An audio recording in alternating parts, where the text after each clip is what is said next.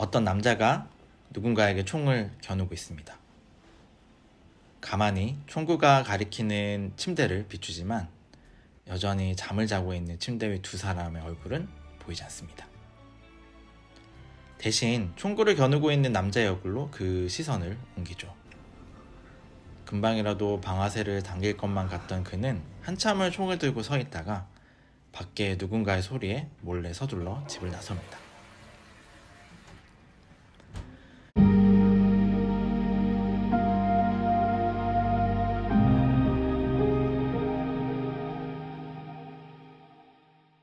영화 킬링 오브 투 러버스의 첫 장면입니다.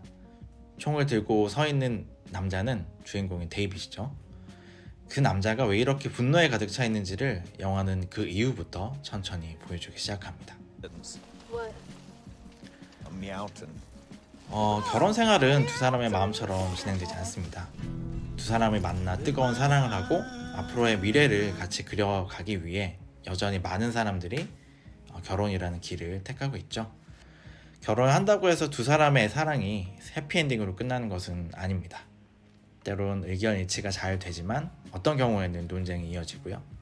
그런 논쟁이 반복해서 일어나다 보면 목소리는 커지고 두 사람의 관계가 소원해지는 시기가 찾아옵니다. 그렇게 다가온 위기를 어떤 식으로 해결해 나가는지가 아마 앞으로 남은 결혼 생활의 모습을 결정하게 될 거예요. 그 위기의 길에 선 두 사람은 서로에게 실망과 분노를 느끼기도 하죠. 또한 그들 앞에 과연 미래가 있는지 수없이 고민을 하게 됩니다. 영화 킬링 오브 투 러버스는 이혼 직전의 부부인 데이빗과 그 아내에 대한 이야기입니다. 무엇보다 이 영화가 집중하는 건 남편 데이빗의 모습과 감정입니다. 대사나 아무 정보도 주지 않고 시작하는 강렬한 오프닝은 영화를 보기 시작한 관객의 시선을 확 잡아끕니다. 그가 머물던 집을 나와 뛰는 장면을 보여주고 여러가지 형태의 시끄러운 소음을 같이 들려줍니다. 총소리나 무언가를 내리치는 소리가 간간히 들리고 아주 우울하고 긴장되는 분위기의 음향 효과가 데이빗의 감정을 관객에게 전달하고 있죠. 이것으로 알 수 있는 건 데이빗이 분노에 가득 찬 상태이고 그걸 억누르고 있다는 것입니다. 사실 데이빗은 아내 니키와 별거 중입니다. 큰 딸과 두 아들을 키우고 있는 그들은 서로와의 관계에 대한 생각을 정리하기 위해 별거를 선택했죠. 데이빗은 아내 니키와 다시 합치기 위해 노력하는 인물입니다. 반면에 니키는 데렉이라는 새로운 인물과 관계를 맺기 시작했죠. 영화 맨 처음 데이빗이 총구를 겨누고 있는 침대 위의 두 인물이 바로 니키와 데릭입니다. 영화 킬링 오브 투 러버스는 일반적인 로맨스 영화라고 할 수는 없습니다. 로맨틱한 장면보다는 데이빗의 감정에 따른 긴장감이 영화 내내 표현되죠. 영화가 사용하는 음향 효과는 데이빗의 마음을 표현하고 있는데 그가 가진 분노가 커질 때는 여러 가지 폭력적인 소리를 통해서 그가 가진 감정을 전달하고 있습니다. 그렇게 영화적 긴장을 높이고 있죠. 데이빗은 실제로 니키가 바람 피운다는 사실을 알고 있음에도 니키나 아이들에게는 아는 척을 하지 않습니다. 그 모든 감정을 혼자 억누르고 제어하려 애쓰고 있죠. 영화에 등장하는 데이빗은 좋은 아빠로 보입니다.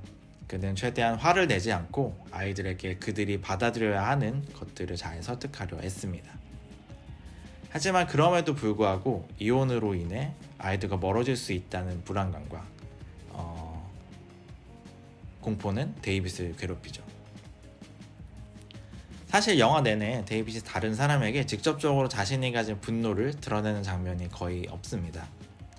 그는 총을 이용해 니키의 남자친구인 데릭을 쏘려고 시도를 하지만 실패하고 인형을 세우고 허공에만 총을 발사할 뿐이죠. 이런 장면들을 보면 데이빗이 가진 분노는 누군가에게 직접적으로 쏟아내어지기보다는 허공의 무작위로 분출될 뿐입니다. 그가 가진 폭력성을 잘 제어하는 그의 모습 속에서 관객은 데이빗이 좋은 사람이라는 것을 다시 한번 알 수 있게 됩니다. 영화에서 데이빗 이외에 눈에 띄는 인물을 꼽으라면 큰딸인 제스일 것입니다. 자신의 엄마가 바람 피운다는 사실을 알고 있고 자신의 부모가 헤어질지도 모른다는 두려움에 빠져있는 사춘기 소녀인 제스는 그 나름의 방식으로 아빠와 엄마의 이혼에 반대합니다. 그의 감정은 데이빗과 같은 분노의 감정이라기보다는 부모의 이혼을 목격하고 있는 아이의 두려움일 텐데요. 부모의 전쟁 사이에 그 전쟁이 무엇인지를 알고 있는 제스의 모습은 안타깝게 느껴집니다. 영화 후반 데이빗과 니키 그리고 데릭이 한 곳에 모이게 되고 영화의 클라이맥스라고 할 수 있는 사건이 벌어집니다. 이때 모든 인물의 감정은 격해지고 그들이 가진 진심이 드러나게 되는데 이 순간에도 데이빗은 완전히 자신의 분노를 드러내지 않습니다. 영화는 내내 데이빗의 분노를 계속 관객에게 느끼게 해주지만 영화의 마지막까지 그 분노를 다른 사람에게 완전히 드러내지 않습니다. 어쩌면 그는 이혼이라는 최악의 길로 가지 않기 위해서 자신이 가진 분노를 표출하지 않기 위해서 무던히 노력하고 있는지도 모릅니다. 영화의 맨 마지막 데이빗의 가족들이 다 모여서 마트에서 쇼핑을 하고 있는 모습은 사실 평범한 모습이고 평화롭게 보이기도 하지만 그 이면에는 아직 치유되지 않은 긴장이 자리 잡고 있음을 보여줍니다. 언제든지 깨질 수 있는 결혼이라는 고리가 마지막까지 음향으로 잘 표현이 되어 있다고 할 수 있습니다. 킬링 오브 투 러버스는 꽤 독특한 영화입니다. 일반적인 서사와 표현 방식의 영화를 좋아하는 관객들에게는 다소 어려움이 있을 수 있는데요.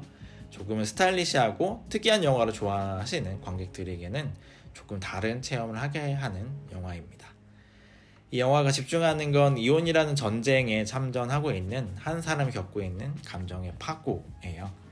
무엇보다 화면 비가 4:3 비율로 촬영되어 있어서 답답한 데이빗의 감정이 더 극대화되어 담기기도 했습니다.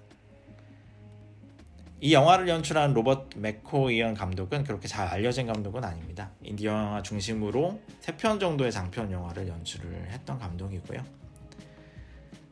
킬링 오브 투 러버스를 연출하면서 미국 내에서 긍정적인 평가를 받았습니다. 여러가지 음향이나 영상을 이용해 감정을 표현하는 새로운 표현 방식은 아마 다음 그의 작품을 기대하는 요소가 되기도 합니다.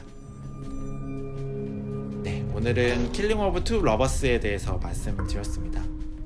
조금 독특한 영화에 관심 있으신 분들은 개봉 후에 극장에서 관람하셔도 좋을 것 같습니다. 제 레빗꾸미 채널 구독과 좋아요 부탁드리고요. 제 브런치에 오셔서 여러가지 영화 리뷰들도 읽어주시면 감사하겠습니다. 감사합니다.